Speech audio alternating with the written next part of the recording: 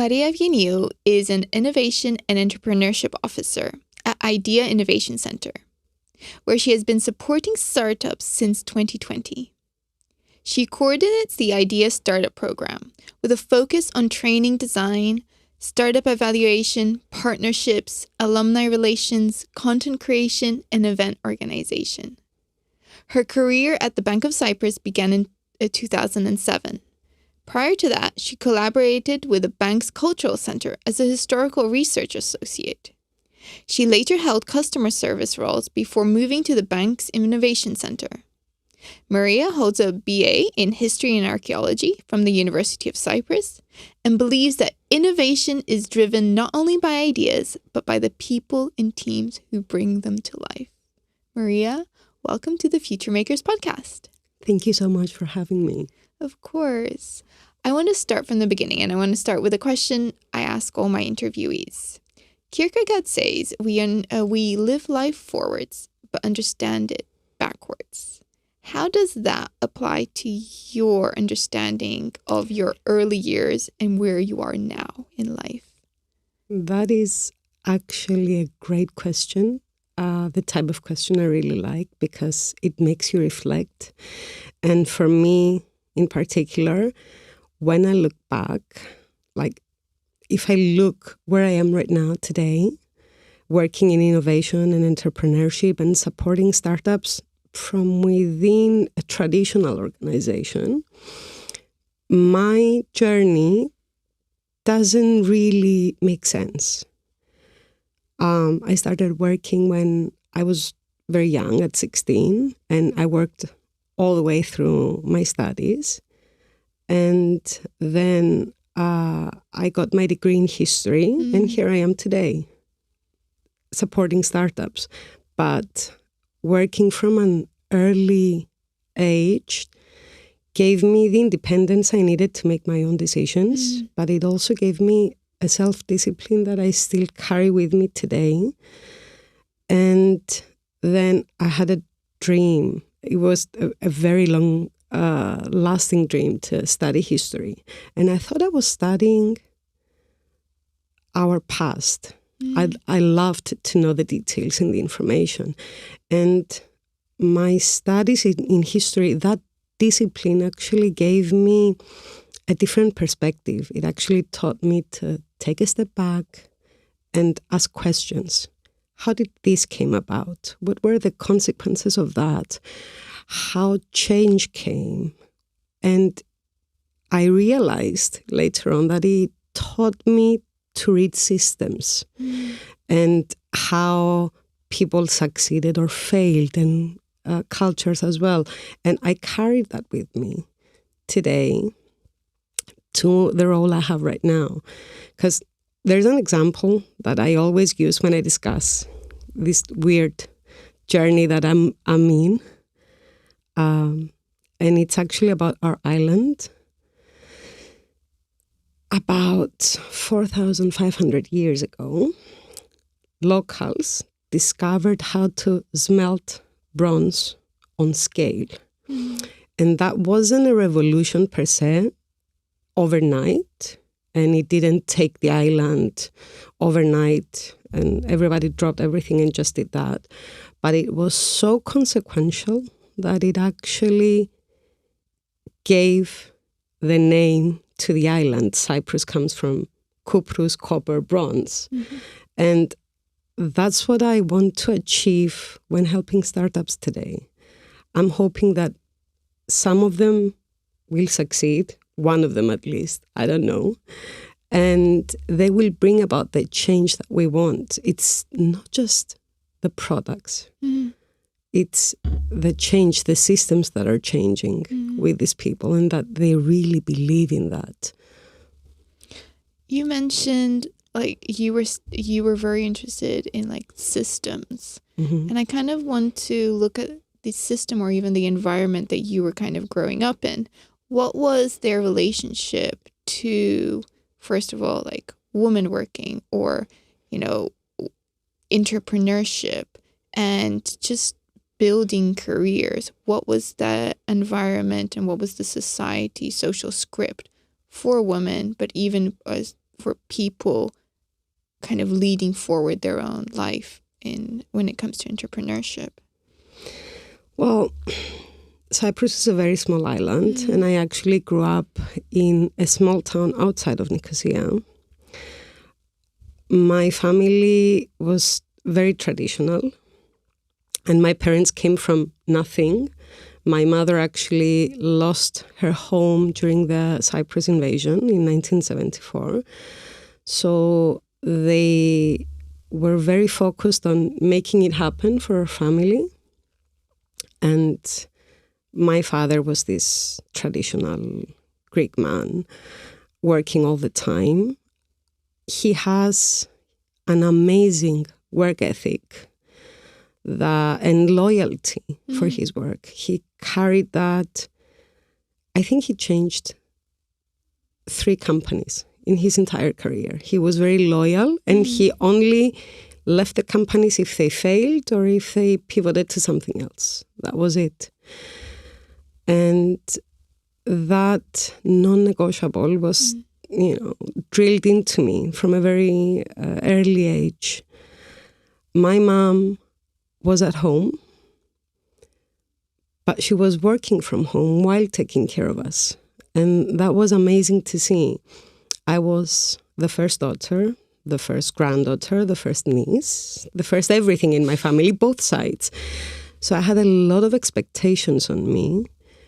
And I think one of them was that quiet understanding that most Cypriot girls, young girls have, that you're supposed to grow up, do well educationally, do well professionally, set up a home and manage everything as best as you can, but quietly, without letting any stress or issues showing. And I kind of grew up with that, to be truthful. And I still try to do that today. To be good both at home and at my job. But you mentioned entrepreneurship, and I think that Cyprus is not very helpful for entrepreneurs. It wasn't, at least when I was growing up.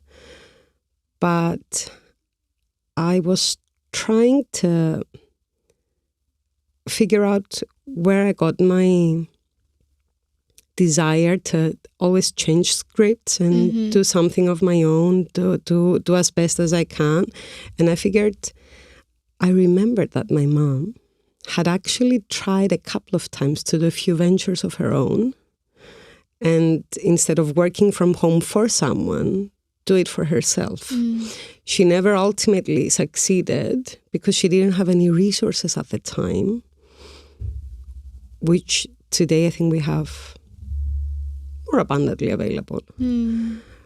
But it was that role model that I think set me on this path to try to make something of myself. So you went to study history. Yes. Was that a decision that was supported by your family? Was it something, a common degree among your classmates?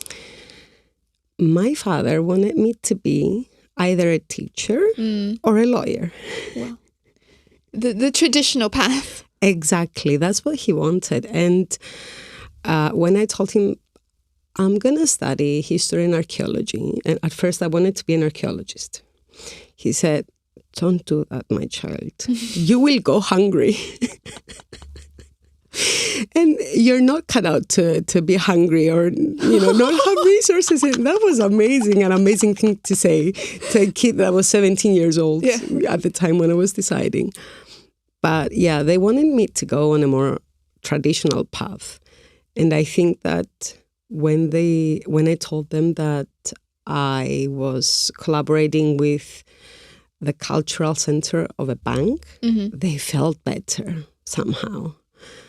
But it only pleased me because I was doing what I thought I wanted at the time. It was a small pause for me because I had this whole academic path set out in front of me. I wanted to have an academic career. Mm-hmm. And at first they were, oh my God, what are you doing? This is a big mistake. And then they learned to take a step back and, try to quietly urge me towards a more safe path, according to them. What drove you to kind of be comfortable with being different in choosing that path and then continuing down that path, not really choosing any safer options? I think it's part of my character. Yeah. I never wanted to settle down, and I'm never happy with just doing something normal and repetitive. I always wanted to do something different and something that mattered, and wanted to be able to help others. There were points that I wasn't practicing what I studied within my organization, but I felt good about myself because even within those roles, I tried to do the best I could and adapt to that new role and at least help my customers, help the people I had in front of me to do something better for them or for their kids. And when the chance came for me to transfer to the Innovation Center, it was so crystal clear that this was much better suited for me because I was never the type of person that you would fit in a box.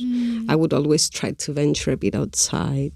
And because I've always been a person that I take ownership of my work and I'm very accountable. I never wait to be told that I need to do something. If I see something that needs to be done, I'll research it and I'll set myself into action mode to get everything done and simply inform my manager, I've done this and this and this because I saw that, the X problem. So what actually, pushed that change? You went from a culture working with the Bank of Cyprus Cultural Center to something that may on paper kind of sound completely different, working in Innovation Center, with startups. How did that change happen? How do you kind of see the connection between the two? I actually had something like when I stopped working with the cultural center, it was like a pause for me. I was actually in the middle of a master's degree that I eventually gave up. But I gave it up because I started my family and I didn't have the time to commit to that. And I thought to myself, maybe I'll get back and resume my studies when I'm able to. By the time my kids were a bit older, and when I say older, I mean like not babies and a bit toddlers, I felt myself pulled away from that topic, from history, from that discipline. And I realized that I was more interested in current themes. I started seeing people coming at the branch that I was working at that wanted to open company accounts, and started interacting with them and asking what they were doing. And they were startups. They were trying to set up new innovative products. And most of them came to us because they were very close to our offices, were very close to IDEA. So these were, I didn't know at the time, but they were startups participating at the program. And that intrigued me, and I started researching and I started studying and reading books about entrepreneurship and innovation. And then I started being involved even more with IDEA activities itself before I even got transferred. And the transfer came as a natural process, a natural occurrence in the end, because I had an interest in being there, learning about this stuff. I remember my first year, I attended every single training sessions that the startups took because I wanted to learn myself. I never took a business study session. I never had anything to do with setting up a company. And I felt that I was learning alongside the founders, and that was amazing for me. What was it like, learning about the journey of founders? What kind of drew you to working with startups and kind of continuing down this path with IDEA? Oh, I am in complete awe of people who are willing to take a risk and give up the safe job and go after a big idea that they have. It might be not a big idea, but it might be something that is worth chasing, and they go after it in real terms. What I love about IDEA is the fact that it provides support to people that actually want to set up a business. They don't just have an idea and they want to say to someone, here, take it and you make it happen. There are a lot of these people, especially in academia today, which is a shame because they have these fantastic ideas, but then they're not willing to bring them to life. Or if they bring them sort of to life and they do an MVP or a simple prototype, they're not willing to commercialize it because they're not willing to give up the safe organization that they're in. And I get that. I am part of a big traditional organization. But I am in awe of founders and entrepreneurs, and I approach every single one of them from that perspective. I want to help them do what they have set out to do, whether it is with network, whether it is with training, finding a mentor.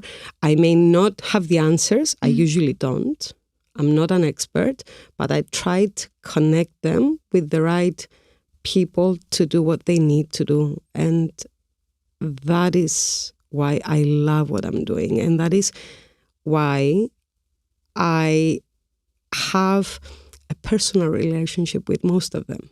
Like I have their personal phones. I know about their life, their spouses, their kids, what happened, what's wrong. Some days I try to be there as much as I can in that perspective. One of the my previous interviewees who recommended you actually did call you a community builder when I was talking about this podcast, and that I'm really interested in community builders. Your name was the first that she mentioned, and it sounds like this is kind of what you're doing.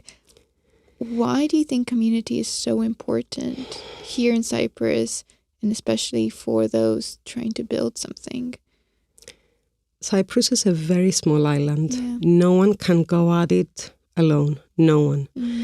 And being such a small island, we do have a benefit. Everyone knows everybody. Everyone is connected somehow to everyone. I have the opportunity to be working for a very big organization that has a wide network of connections. And I'm able to transfer that to the startups, to the founders themselves. I also try to have my own network within the ecosystem because everyone knows everyone. You attend events, you get acquainted with people. I am actually I'm a bit of an introvert, although I don't seem like it. When it comes to founders and idea, I will always go out of my way to ask people, I need your help on this. And I think there's always a benefit for everyone. When you bring people together, everyone can gain. not just the founder that needs something, the mentor or the big company, they will gain from that themselves. That's what I believe. I truly believe that. So I'm really glad that came up from a person that had some help from me and my organization in general. What do you think has been the gains that you have received from doing this work with founders? Oh, it has bring an immense amount of joy in my life. I say that with a big exhale because the hours are sometimes long. Yeah. Usually they're long. I try to model the behaviors and values that I want entrepreneurs to have for themselves. So I try to work as hard as they try, and I try to be available at their own times. And I know that that means flexibility. Mm-hmm. I cannot be off at work at 3:00 because most of these people start working after 5. They have a day job and they are trying to make it happen after 5. Mm-hmm. So I'm available after that. And I feel such content with what I'm doing that even thoughts about leaving and getting another position or another role that I've been offered to at the past to do that, I'm not sure I'll be able to have the same impact that I have right now. Because from within that organization that helps so many people, that we have a community of, I don't know, I think we have a total of 55 graduates, startups right now. So, and even those that are not still going, the entrepreneurs themselves, they are still in touch. So I think that that's the most important benefit for me. That's what it gives me the most. I want to ask about how you've managed to, you've built a career within this, and you've mentioned like the long hours, and I can feel the dedication you have, the joy you get. How have you managed to then balance out, with raising your children, having maybe some space away from the work, but also giving so much to others? I mean, it sounds like you're a carer in overall, and maybe it's just part of your personality, but how have you managed to be a carer for all? Well, it's very important for me, firstly as a mother, and then as a woman, to be able to balance everything. It's important for me, as a single mother, I have to be the appropriate role model for my boys, because I have 2 boys. Oh, wow. So they need to see that mom is very dedicated to them, loves them, but their mother has life outside the identity of being a mother, which is very important. It's very healthy for them to know that. And she is sometimes unavailable because of that, but it's something that they will need to accept and overcome. And sometimes they simply tag along just to get some quality time. If I have to attend an event or something that they're able to attend with me, I'll take them. And they actually love it. And I like the fact that I am putting them in a position to get the idea of being an entrepreneur themselves, because that is something that is not cultivated in schools today. It's not yet within our educational system. It's an optional thing. Another thing that is an aspect here is the fact that I'm a woman. I need to be able to support other women. I feel that this is a must for me. because I myself am in awe, once again, of women that are supporting other women, that are stepping stones for other women, opening doors, cheering them on.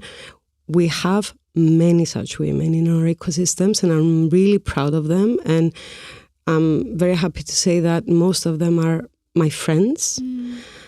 And I'd love to be able to do that for younger girls, so that it's a bit easier for them, because it's important to have role models. Yeah. Who were the role models in your life as you were growing up? Oh, my parents, definitely. Yeah. My father is a force of nature. And he's the person that I turn to if I need advice. And I realize that this work ethic and working long hours, it's copying, pasting my father completely. He would leave home at 6:30 in the morning to get to a job that he was supposed to be there at 8, and he would be back home at 9 in the evening. But then my mother was the quiet force in our house, because she was the person that held everybody together.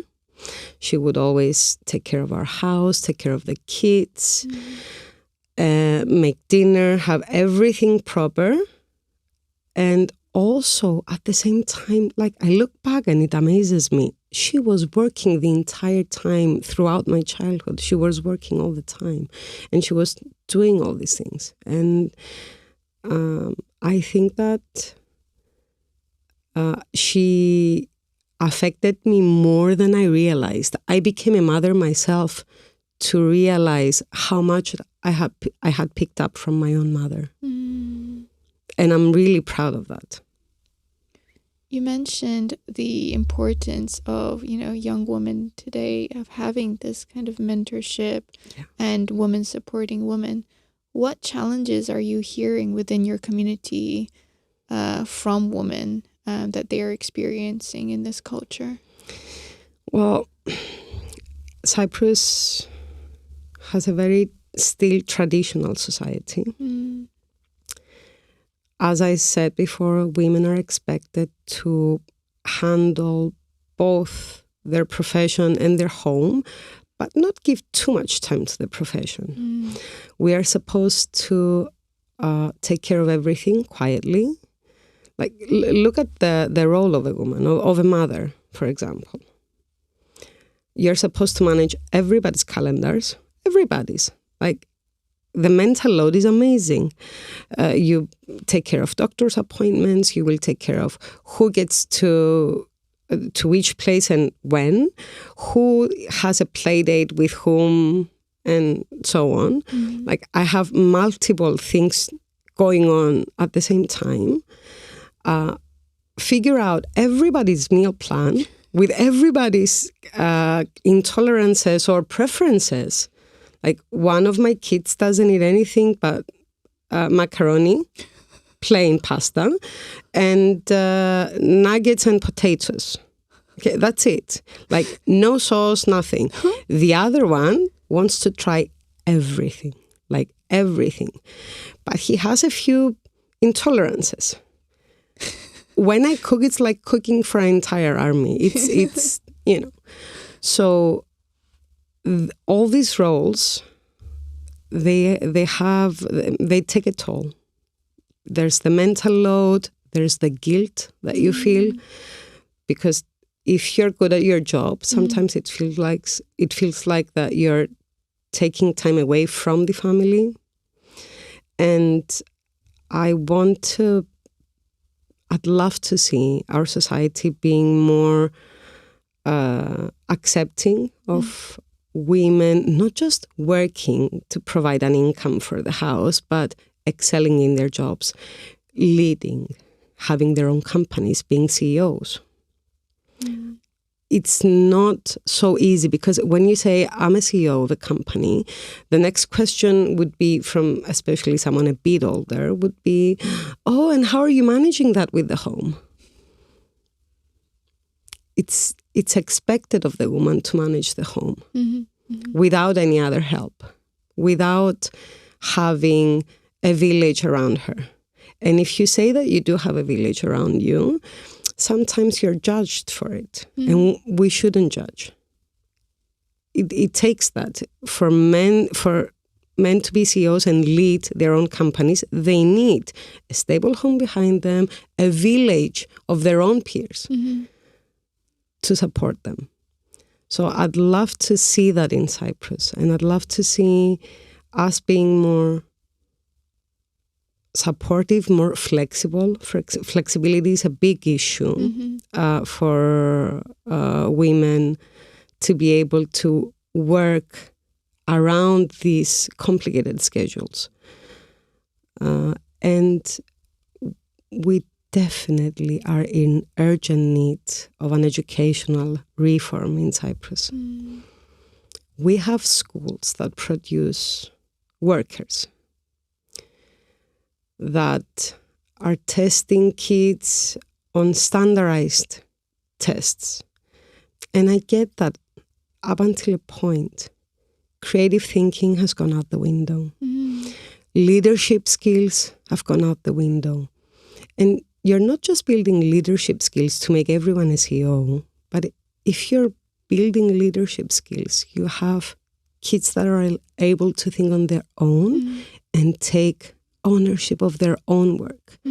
Like, I am an employee, but I see myself, I was introduced to this idea of the employee entrepreneur that actually takes accountability and ownership of their work.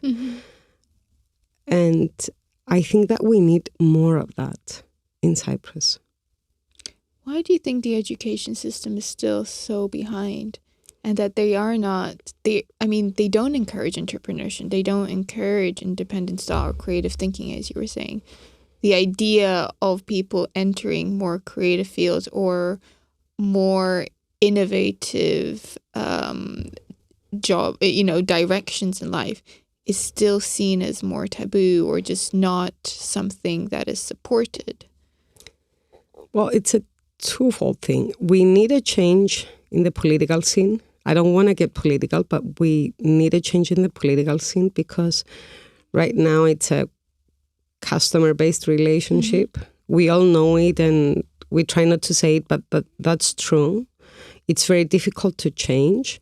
And it's a shame because I've met through programs that I've participated as for junior achievement, I've met so many teachers in our schools that are willing to go the extra step, to go the extra mile and do something more for the kids, for their students. And they do it with so much love. But it's exactly that. They need to do it outside most of their working hours. It takes a lot of dedication. And that's why most of them are not doing it on their own unless someone says, you have to do this. If it comes from management, they will do it. So we need a reform that allows these individuals, these teachers, to be able to help more. To do that, we need to change policies. To change policies, we need to vote people that are willing to do that and don't care about the consequences of voting for this change and this reform in education.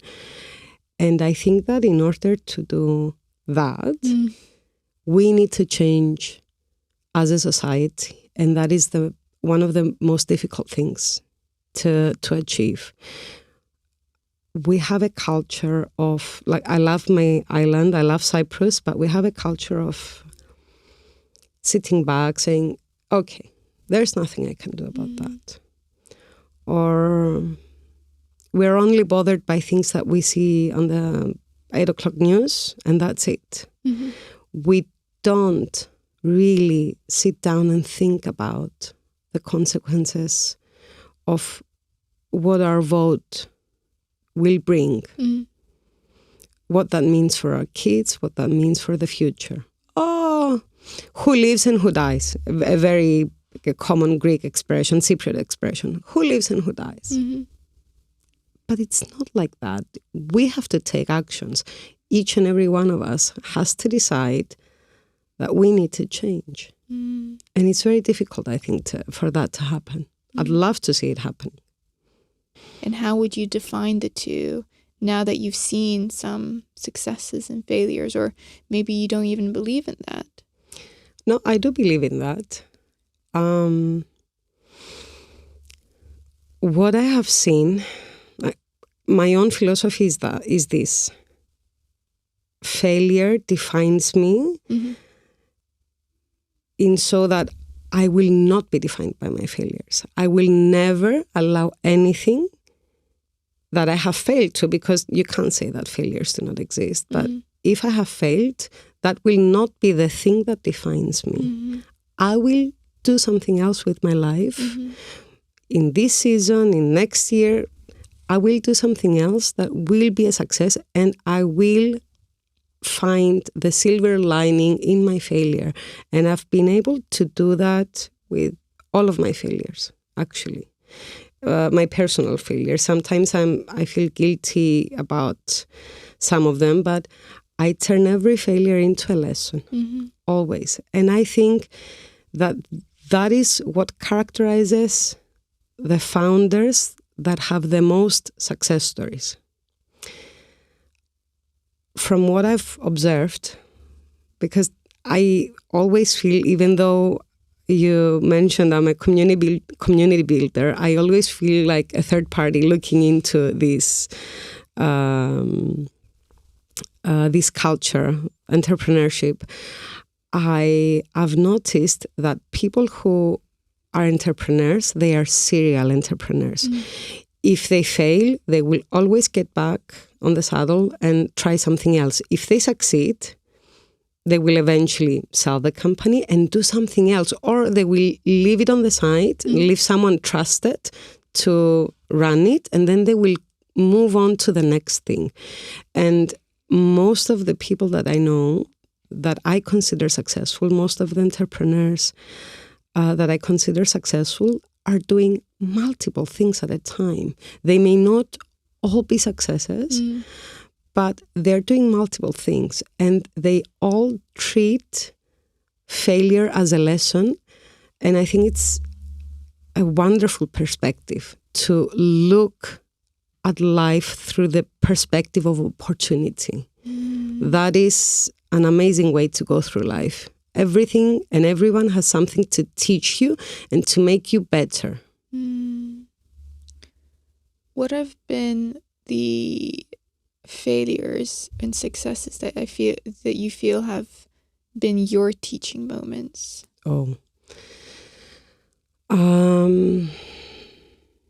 Giving up on my master's was one, because I felt very guilty doing it at the time. But at the same time, I realized, not at the same time, a bit later on, I realized that I had already moved on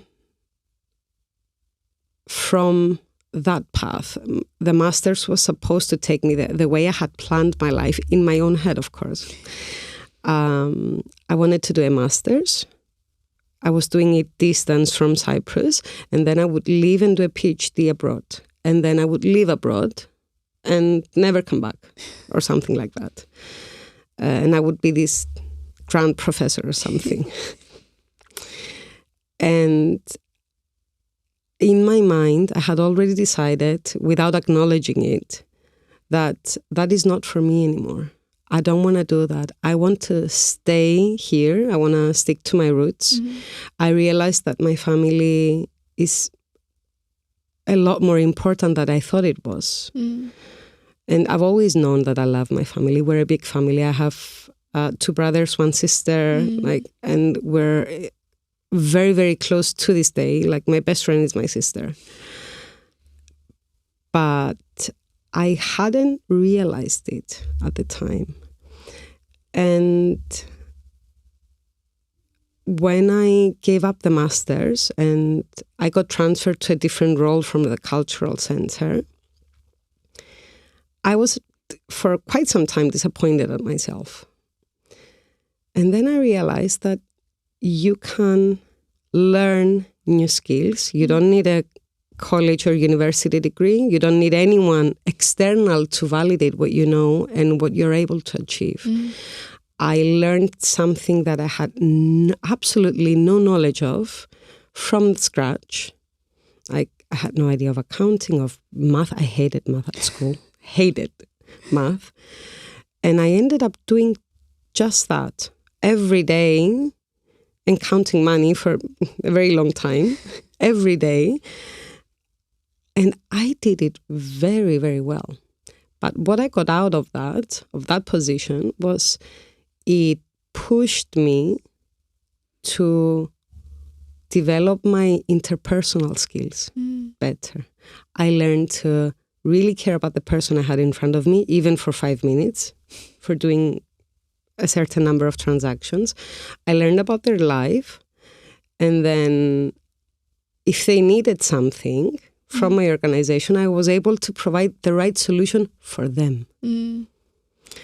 And I tried to be as honest as I could in that aspect.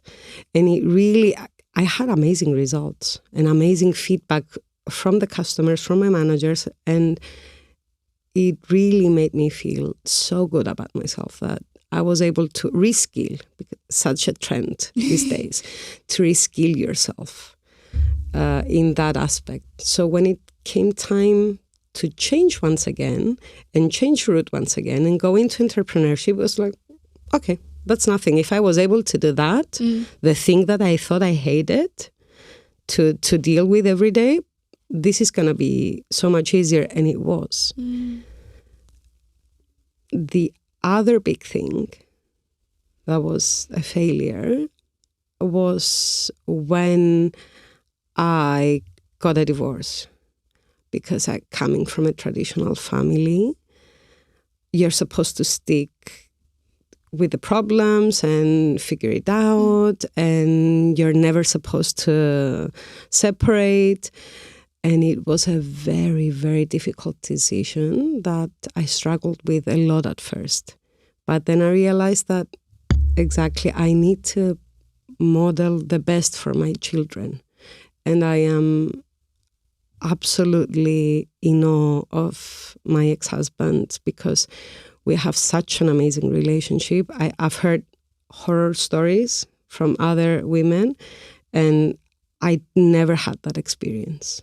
We have an amazing relationship. We co-parent amazingly together. He loves to spend time with the kids, and he still cheers me on with my job because he knows the long hours that I'm putting in. And he tries to lift me up in front of the eyes of our kids. And I love that. So I think that was much better. This situation, both for me and my kids, is much better than being unhappy and sticking to a situation that wasn't working anymore. Because I always thought, what am I saying to my kids? It's so important when you don't think just about yourself anymore. Yeah. You've mentioned guilt and shame, and you also mentioned guilt and shame when it came to, women entrepreneurship. How have you been able to overcome this guilt and shame and kind of find peace in sometimes not having a balanced life or just working towards balance? Well, you just go through it. Yeah. You're never going to stop feeling guilty. And that's what I always say when somebody approaches me for this type of life or something similar with very high demand hours, a job with such high demand hours. What I always say is, I don't think you ever get over the guilt. I think that guilt is what probably tells you that you're a good mother because you feel like you should be doing more for your kids. But you have to have an identity outside of just being a mother. We're not meant to be just one-sided individuals. We're not. And you simply try to balance as much as you can. You overcome the long hours that you put in last night, and you send the kids off to bed by themselves with taking them to the park early in the afternoon for them to do something that they enjoy, or the drudge that you have to go through when you stick to birthday parties and all the screaming kids and so on. There is checks and balances. Yeah. And you just simply have to try the best that you can, while at the same time trying to keep yourself balanced, because it's very important to be balanced and healthy in body and spirit as well.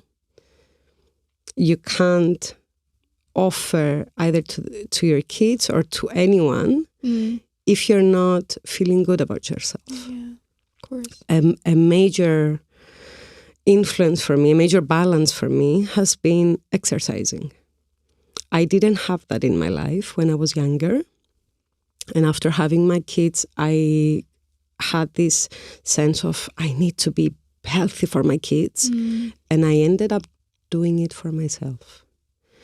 I can't remember how many times I've been to the studio, the gym, angry, mad, out of my mind, burst out sobbing in front of my trainer.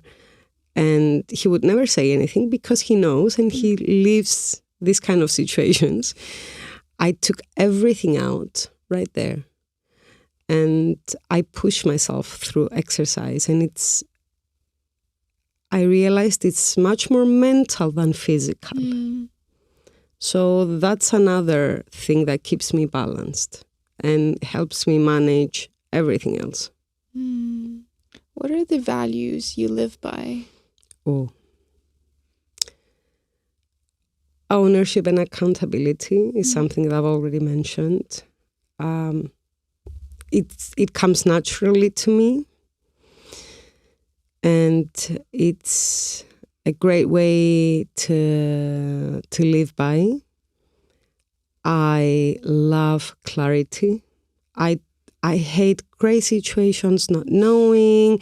In any kind of situation, be upfront, be direct. That's fine. I think those are the most important for me. High standards. I hold myself to high standards. Sometimes I do it for others, and I try not to do that, but because I understand that not everybody sees the world through my lens, but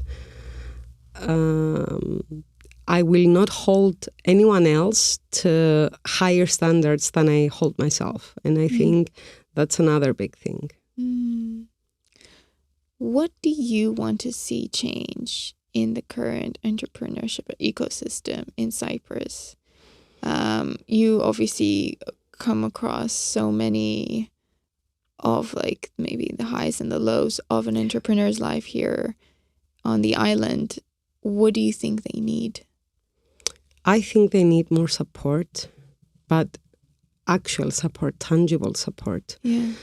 They need more flexibility because there are systems in place that provide support in a certain kind of way. Yeah. And I do see that flexibility is a big issue. We've started changing a bit. The ecosystem has started to adapt a bit on that, but it's not yet where it should be on flexibility. It's not just the hours, it's being hybrid or being able to provide monetary support. Money is a big issue. You can get money, but at what cost? It depends. And I'm dealing mostly with very early stage startups that have no guidance. They don't know where to turn to. And I see that support is a major thing, and networking. There are a few initiatives from the Research and Innovation Foundation. I see the Deputy Ministry going to the right direction because we have people that have come from within the ecosystem now in these positions, in these government positions, and they try to do and implement policies that help. But I do think that we need more of. And I think that we need much more support in reaching commercialization. Like, there are a lot of good ideas out there. They need to be able to go to market. And it's not easy. Most of them die somewhere there. They have the plans, they have their business plans, they know how to do them. They don't have the right people for execution. They don't have the funding for execution. That's what happened. That's where, and most people give up because they think, okay, I've tried, that's it. And they give up easily. Or another thing that I see is when founders don't adapt, when the market is telling them that they need to pivot, change direction a bit, they don't listen. They're so focused on their own vision that they don't realize that they're drowning ultimately what would have been their company. What is the future that you are building towards?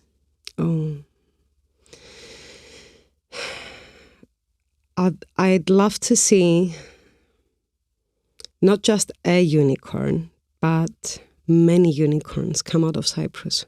We have such great talent and such great characters in Cyprus.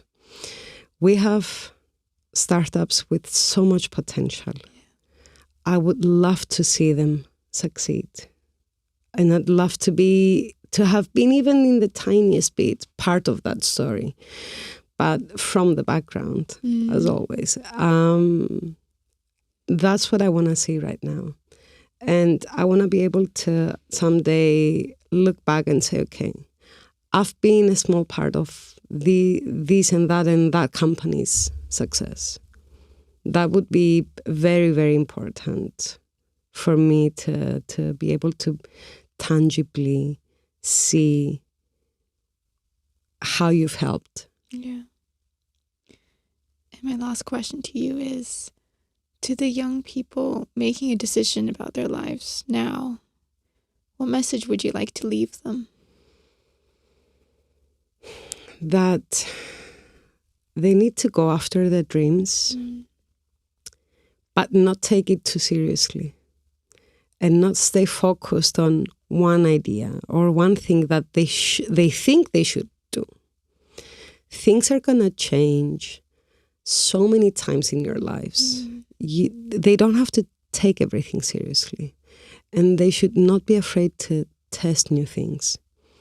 We are made for change. Our history says that. Human history is made up mostly of failures. That's what teaches us what success is.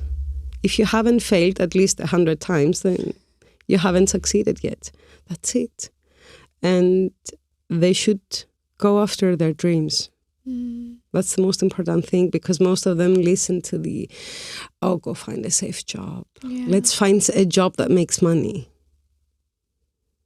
Money is important, of course it is. But if you're not happy when doing what you're doing every day, you're going to leave that job. That's it. And you're going to live an unfulfilled, unhappy life. Exactly. And there's no balance between body and spirit. Yeah. Maria, thank you so much for sharing this conversation. It's been an absolute pleasure just listening to you, share your experiences, both personal and professional. And it's really encouraging to know that there is somebody who is here making so much difference for entrepreneurs, people with ideas, trying to build something from Cyprus, and to have you there cheering them on. It's just it really is an encouraging thought to have that, yeah, actually we might actually achieve that dream and that vision that you have for the future of the island. So thank you so much for all the work you're doing. Thank you for having me. As I said, it's been weird being in front of the microphone because I'm usually behind it. But yes, it's been interesting. It's been interesting talking to you to get everything down because it's such a personal kind of interview that you're doing. It makes you reflect on everything, and I love that. Thank you. You really had me thinking of a few aspects of my life, and thank God for me validating my choices and the path that I'm on right now.